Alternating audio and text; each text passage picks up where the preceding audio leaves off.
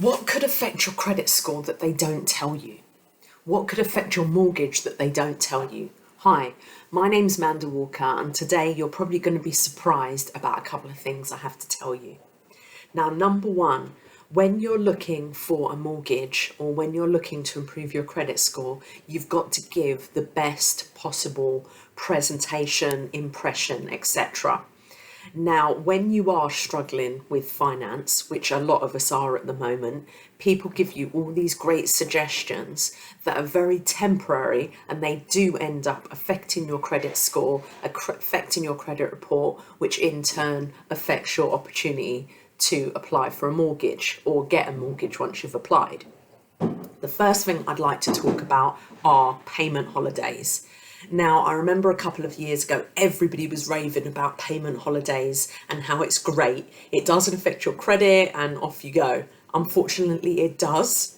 Now, firstly, a payment holiday is a break from making the payments, but you are still being charged the interest. So every single month it calculates what you owe, and obviously you owe the exact same amount because you've had a payment holiday and you haven't actually paid anything, and then they apply the interest to it, and then the following month you've got the original balance plus the last month's interest, so you actually owe more, and then they calculate the interest again, and this goes on the whole time during your payment holiday. Now, on your credit report, depending on whether it's Experian, TransUnion, or Equifax, it will show up differently. So in some of them, it shows up as an arrangement to pay, and in some of them, it shows up as being in arrears.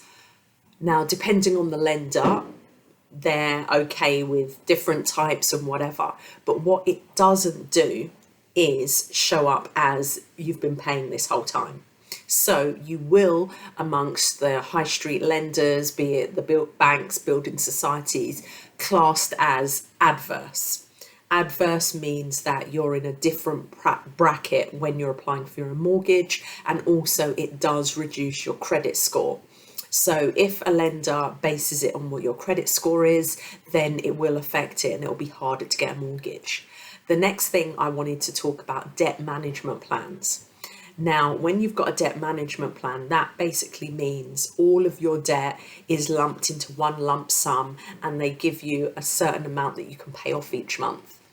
Now, if you are, up against it and you really, really need the debt management plan, by all means, take it out. I'm not saying not to, but what I'm saying is at the moment, there are a lot of situations where you could have organised it yourself. You could have contacted each individual lender and said to them, can I pay you such and such a month? Can you, on my credit report, just put that I'm paying the amount that we've agreed? Like, for instance, with a credit card, you make an arrangement to pay 20%, 10%, the minimum is 5%, but it doesn't show up on your credit report that you've got an arrangement to pay. You are just paying the minimum that you have to pay. That's the kind of agreement that you have to make with these lenders. The other thing is, which quite a few people did a couple of years ago, was getting the bounce back loans and all of those grants and things like that, all related to COVID because you weren't earning as much. Now, a lot of my clients literally got these because they saw it as free money. Some of them they didn't have to pay back, some of them they had to pay back, but a really low interest rate. But this again affects your credit score, which in turn affects your mortgage payments. And the last one I'd like to discuss, which I think is just so sneaky, is when you're told by the lender. So this could even be car payments, for instance. You miss a payment on your car, or you are late on one of your other loans, and they literally say to you, don't worry about it, I'm writing off the debt. Now, if they're writing off the debt, that's an accounting term. So it will be down on their books as a bad debt, and it gets written off after a certain amount of time, and then that helps reduce their tax liability. It still affects you. It's written off on their books, but as far as they're concerned, you still owed that money, you never paid it back, so it is outstanding. So when you're looking at your credit report, you've got all your active accounts and then you've got your closed accounts. Now, if you've got a closed account and it is less than 6 years old, it still affects your credit report and it still will be looked at. So at the bottom of your report, all these closed accounts that are still showing up, it means they're less than 6 years old. There's still an outstanding balance on it. And even if it is, in their eyes, on their books, written off, it's still sitting there for you. So that is also a concern.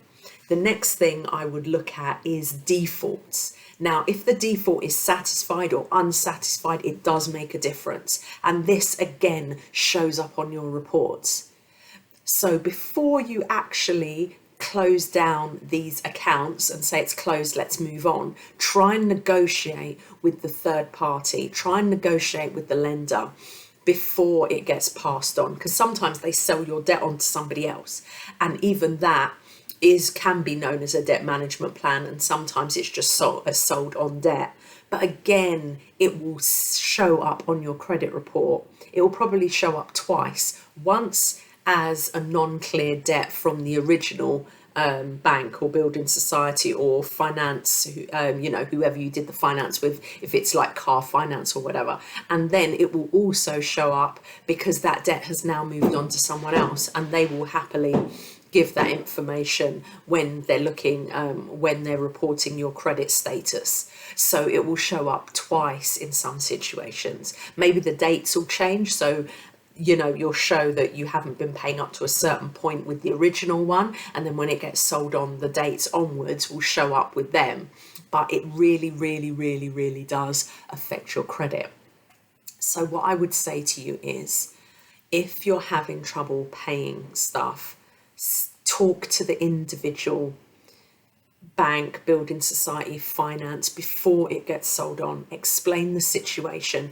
Don't ask for a payment holiday. Say that you want to pay, but you want to pay a little bit at a time. Don't agree a debt management plan, which is when all your debt is collated into one, and then it goes off to a third party who's going to, organise that debt with you. Speak to each individual and say, look, I can afford to put £50, £100 towards this, and I will slowly pay it off. Obviously, keep on charging me interest. I completely understand you need to make a living, it's your business, but please don't report it on my credit file because it will affect my credit in the future. Now, what can happen is, which I've seen has happened to a lot of people, they've had all the debt written off, and 2-3 years later, they've got a really good job, they've saved up a deposit now, and they go to apply for a mortgage and they get rejected and they can't understand why.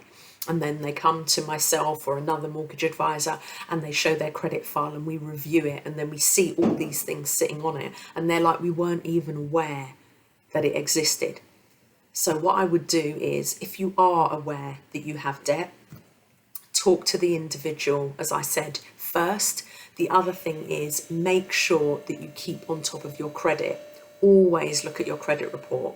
I mean, I myself like to review my credit every 2 or 3 months. Once your credit is okay, reviewing it every 3 or 4 months is fine. If you have an issue with your credit, review it monthly. And then once it's all cleaned up and tidied up, then that's great. Then you don't have to worry. Then you can sort of keep less of an eye on it. But just be 100%. They'll say anything. I speak to clients all the time, and they were like, well, we were told that it was a payment holiday, that it wouldn't affect our credit. It does. It does affect your credit. And at the end of the day, if you're unsure, speak to a mortgage advisor. They'll know, especially if they're the type of mortgage advisor that reads credit reports to make sure that their client is all set for their mortgage. But then you can speak to the credit agencies. You can ring Experian or Equifax or TransUnion, and you can say, if I did this, how would it affect me? And they will give you some good advice.